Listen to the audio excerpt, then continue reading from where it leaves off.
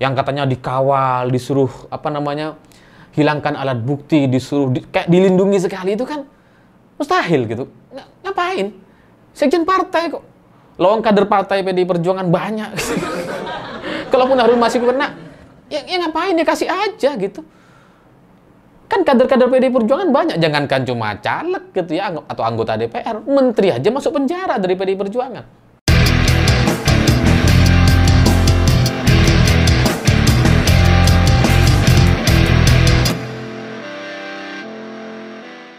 Selamat malam semuanya. Sekitar 5 minggu yang lalu, saya ketemu dengan beberapa orang di Jakarta, termasuk salah satunya adalah Pak Hasto. Dan kemudian dari sana, saya mendapatkan banyak sekali cerita dan sudut pandang terkait kasus Harun Masiku. Yang sampai sekarang ternyata isu aslinya atau masalah utamanya itu belum ada satupun di media. Ya semua ini serba abu-abu gitu ya. Serba tidak jelas, sampai kemudian membuat seorang Pak Hasto kemarin ditahan oleh KPK, itu sampai di sana, itu juga masih semuanya abu-abu. Karena dari sisi pembuktian, misalkan kalau ini dianggap sebagai sebuah kasus suap, buktinya nggak ada. Kasusnya sudah ingkrah, Harun Masikunya sampai sekarang nggak ketahuan. Ya karena untuk satu orang Harun Masiku, sampai sekarang nggak ketemu, itu mustahil rasanya. Karena aparat kita itu sangat-sangat canggih sekali. Di berbagai daerah, di setiap desa ada aparat kita. Jadi nggak mungkin kalau Harun Masiku nggak ditemukan kalau ada di Indonesia. Tapi ya karena memang dari sisi elit dan orang-orang terkait sampai sekarang tidak menyampaikan masalah aslinya itu apa. Bahkan termasuk Pak Hasto juga sampai sekarang masih belum menyampaikan masalah aslinya. Saya jadi juga menahan diri untuk tidak bercerita. Ya udahlah gitu ya. Ya mungkin ini memang bagian dari cerita politik yang ya cukup sama-sama diketahui oleh kelompok elit dan kemudian memang tidak perlu muncul di media atau diceritakan. Tapi dari sisi Pak Hasto sendiri, ketika kemudian kemarin beberapa waktu lalu saya ketemu terkait rencana atau kemungkinan beliau ditahan oleh KPK atau dipersalahkan, saya juga sempat nanya gitu ya, kenapa sih kita nggak menyelesaikan masalah ini gitu? Karena ini jalan keluarnya tuh ada gitu. Pak Hasto tuh nggak sampai harus dipenjara sebenarnya, nggak harus sampai ditahan kayak gini gitu. Jalan keluarnya ada, mudah sekali, cuma dengan ucapan kebijakan selesai gitu ya.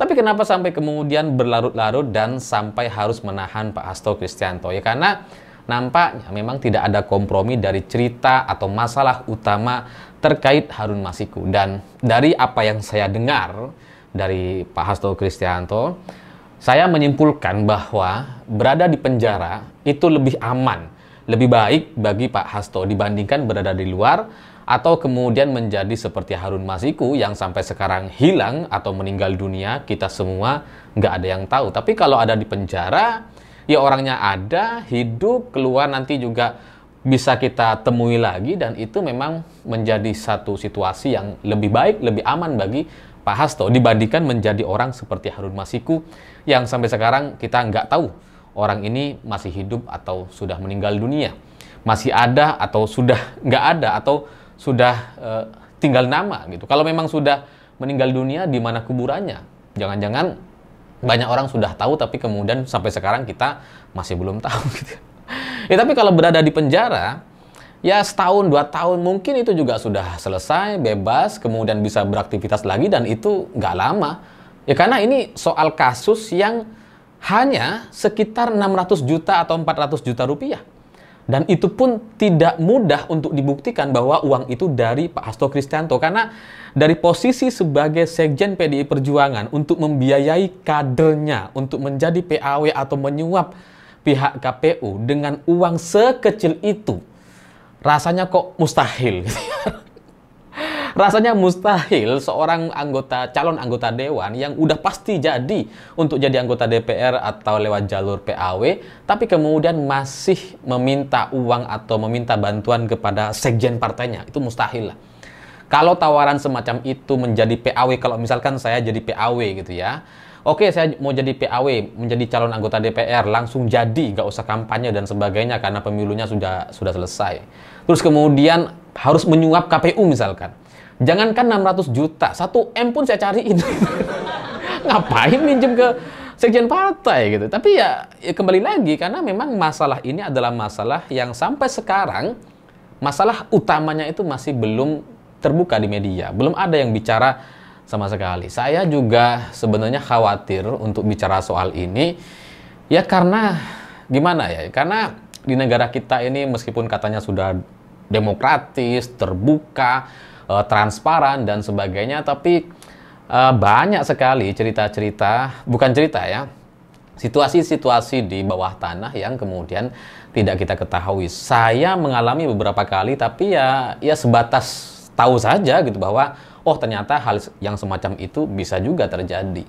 Saya terus terang agak khawatir kalau kemudian menceritakan secara terbuka terkait apa sebenarnya masalah yang melanda Harun Masiku sampai kemudian mengakibatkan seorang Pak Hasto menjadi tumbal atau korban sampai dilakukan penahanan sampai sekarang.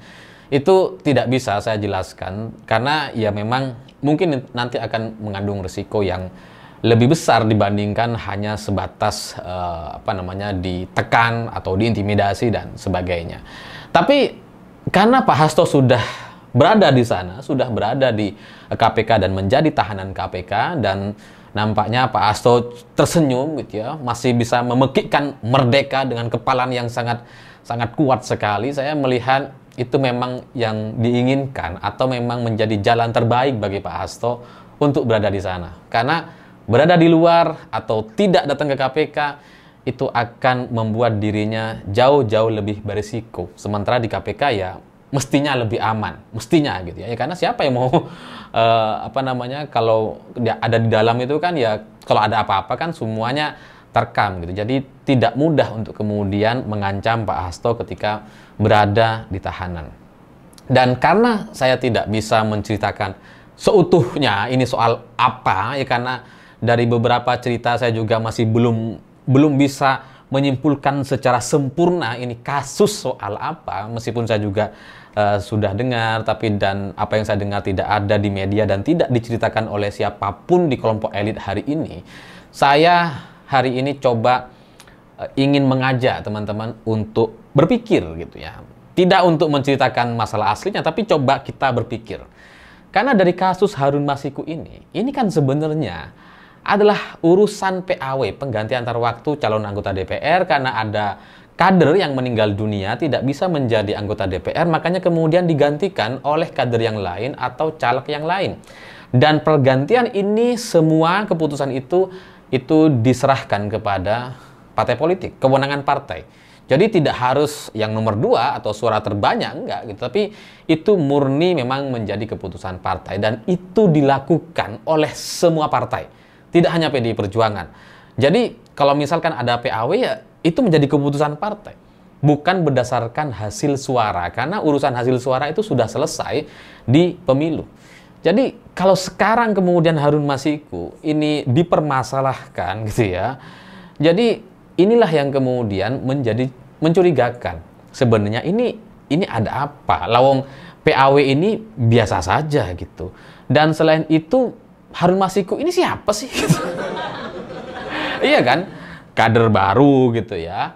Sampai kemudian dilibatkan atau terlibat dengan sekjen partai pemenang pemilu atau partai besar di Indonesia.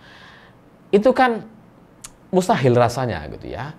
Untuk seorang sekjen sampai terlibat atau ikut mengawal Harun Masiku yang katanya dikawal, disuruh hilangkan alat bukti, disuruh kayak dilindungi sekali, itu kan mustahil gitu.